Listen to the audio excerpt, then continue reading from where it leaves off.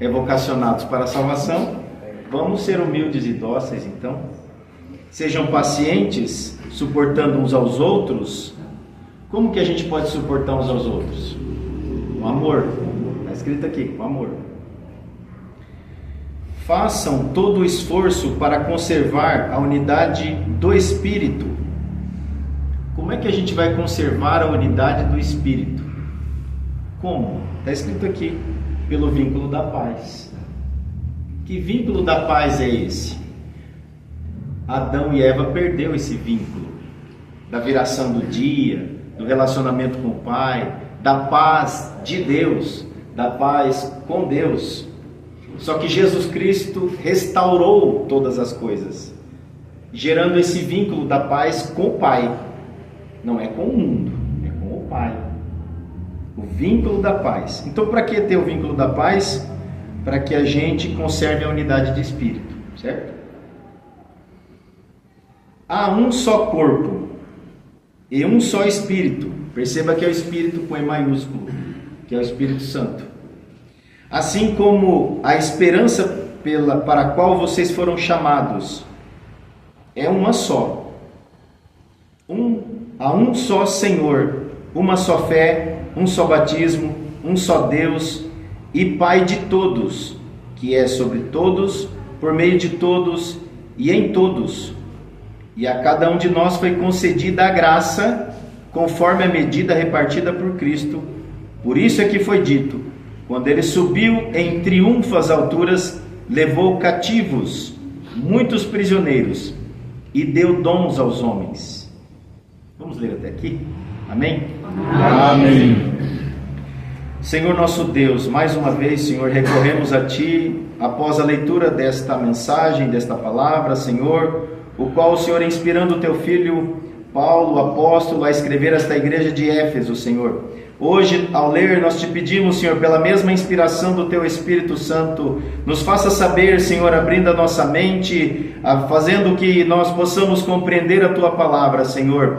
E, Senhor, mostre-nos aquilo que ainda nós não vimos, faça-nos sentir aquilo que ainda nós não sentimos, Senhor, e ouvirmos a Tua palavra, Senhor, descortinando os nossos corações, arrancando, Senhor, os tampões da nossa alma, para que possamos entender e compreender a Tua palavra, Senhor. Aquilo que ainda não foi revelado aos nossos corações, mas já foi revelado há muito tempo ao mundo, Senhor. Hoje nós queremos, Senhor, sair daqui hoje, Pai, conhecendo algo diferente na nossa vida. Então permita, Senhor, que nós possamos ouvir, compreender e entender, Senhor, e muito mais, colocar em prática, Pai. Tudo isso nós te agradecemos em nome de Jesus Cristo.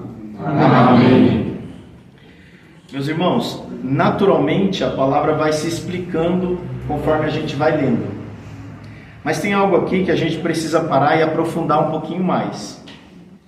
Por que ele falou para a igreja de Éfeso, uma igreja tão importante, uma igreja tão forte, uma das igrejas mais fortes que teve, em termos de conhecimento e de entendimento da graça e da palavra? A igreja de Corinto era uma igreja fervorosa, cheia de dons. Mas a igreja de Éfeso era uma igreja intelectual, era uma igreja que dominava as escrituras sagradas, entendia muito bem o que Paulo, era uma escola paulina, então eles entendiam muito bem o que Paulo ensinava, Barnabé ensinava. Só que provavelmente, qual era o contexto aqui?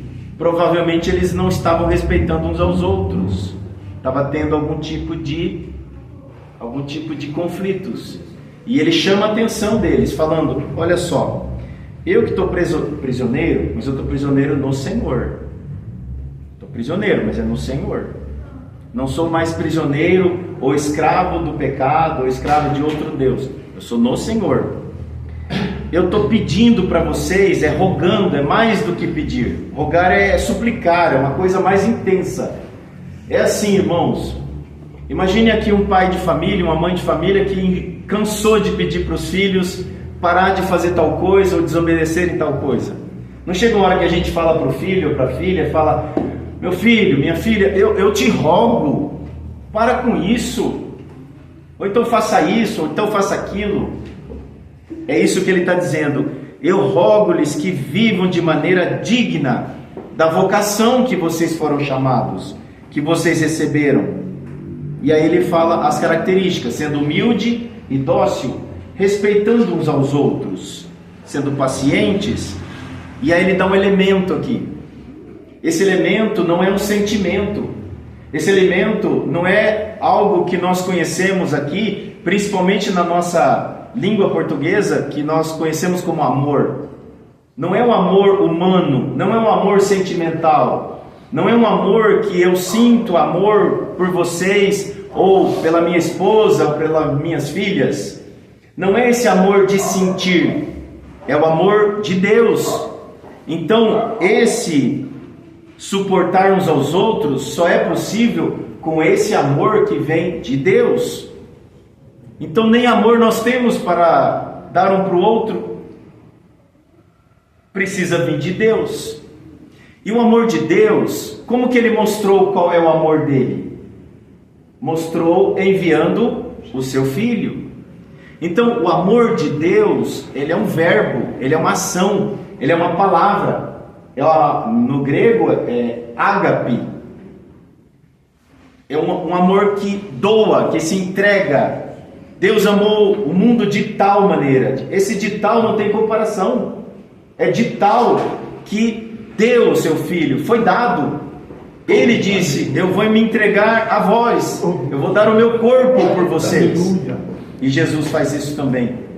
Esse amor doado, entregue. E é esse amor que Paulo está rogando esse amor, irmãos. E aí, continuando, a unidade de espírito. Olha a importância da unidade de espírito.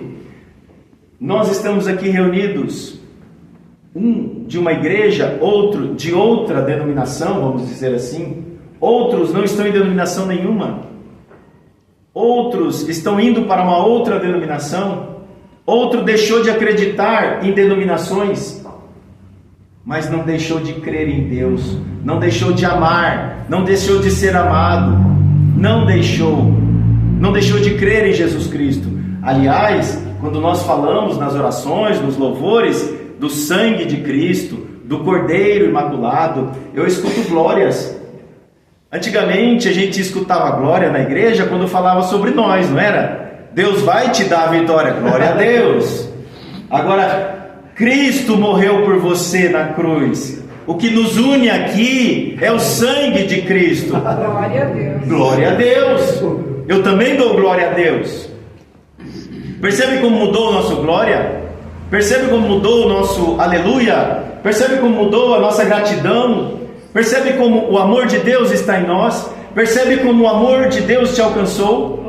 Percebe como esse Cordeiro Santo nos alcançou? E é por ele que Paulo está rogando. E olha que coisa linda que ele fala aqui. A explicação de tudo isso. E ele usa uma teologia do corpo. Várias vezes ele usa isso do corpo humano. Mas agora ele entra com profundidade, porque eles já entendem essa teologia que ele utiliza. E ele fala: há um só corpo. Um só corpo. Qual a dúvida? Se há um só corpo, por que nós dividimos? Eu perguntei para um pastor da presbiteriana, tem a entrevista dele, 80 e poucos anos, 87 anos, ele deve estar com 89 agora. Ele falou que é pela fraqueza do ser humano que se divide. Mas Cristo nunca dividiu a igreja. Cristo está lá no céu intercedendo pela sua igreja. A sua igreja caminha 2000 anos na terra. Ele não tem compromisso nenhum com o CNPJ, como foi dito na oração. Ele não tem compromisso nenhum com lideranças. Ele tem compromisso com a sua igreja. Ele tem compromisso com a noiva. Aí está o compromisso dele. Um só corpo e um só espírito. Que espírito é esse? O de Deus.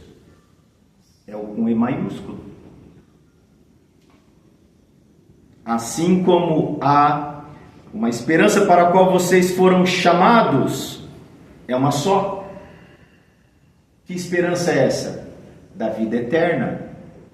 Irmãos, essa esperança não é se vai acontecer. Não é essa a esperança. Ai, será que eu estou incluso? Será?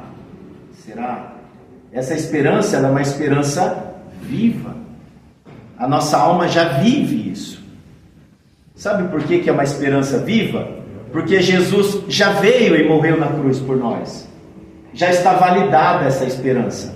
Agora é o esperar com confiança que Ele vai voltar buscar a sua igreja.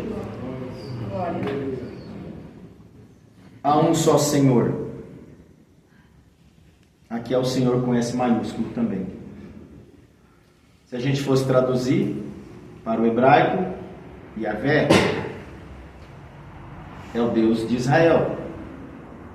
Há um só Senhor, uma só fé, um só batismo. E aqui complica tudo de novo. Que batismo é esse? Quem aqui já foi da igreja católica? Pode levantar a mão. Já foi batizado lá? Depois vocês batizaram em outro lugar? Já, né? Ué, não era um só batismo? E agora? Como é que ficamos agora? Como é que a gente resolve isso? Nas águas a gente pode batizar mais do que uma vez, não pode? Nossos pais podem nos batizar quando criança, a gente quando criança, com 12 anos. Alguém se batiza depois mais velho, né? Porque entendeu, compreendeu, quer confessar. Então, mas como que é um só batismo? Um só batismo. O Senhor Jesus não falou, fiquem reunidos, que eu vou enviar o outro, o Consolador? João Batista não falou, eu vos batizo com água, mas virá aquele que vai vir após mim, que vos batizará. Aleluia. Com o Espírito Santo e com fogo. Qual que é o único batismo? Não é o do Espírito Santo? Uma vez batizado, batizado para sempre. Glória a Deus. Aleluia. Batizado no Espírito Santo, um só batismo. Agora sim, vamos voltar. Uma só fé, um só Senhor. Um só o que mais? Um só chamado, uma só esperança. Somos batizados com o Espírito Santo. Agora nós podemos dizer então que Deus, além de Deus criador e formador de todas as coisas, Paulo está nos falando, e Pai. Aleluia. Glória a Deus. Irmãos, você já deve ter ouvido falar isso antes. Vou repetir. Não custa repetir, né? O povo de Israel, o queridinho, os escolhidos de Deus, o povo de Israel, que depois se tornou os judeus, eles não podiam falar Pai direto. Era blasfemar. Eles não podiam falar Deus direto. Até hoje eles escrevem D, tracinho, certo, irmão? Eus. Eles não podem escrever, é blasfêmia. Por isso que muitas vezes eles escreviam Senhor, Senhor com S maiúsculo.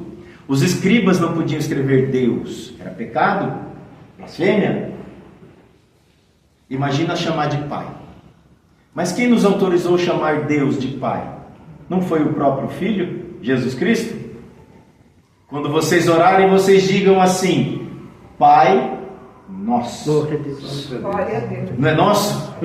Glória a Deus. Vocês são filhos, nós somos filhos de Deus. Agora há um só Deus e Pai. Está escrito aqui. Glória a Deus. Que é de todos, que é sobre todos, por meio de todos e em todos. E cada um de nós foi concedida a graça, a alegria, o desfrute, conforme a medida repartida por Cristo. Por isso é que foi dito, e aí ele cita uma profecia. Ele cita as Escrituras Sagradas antes dele escrever essa. Ele fala a respeito de que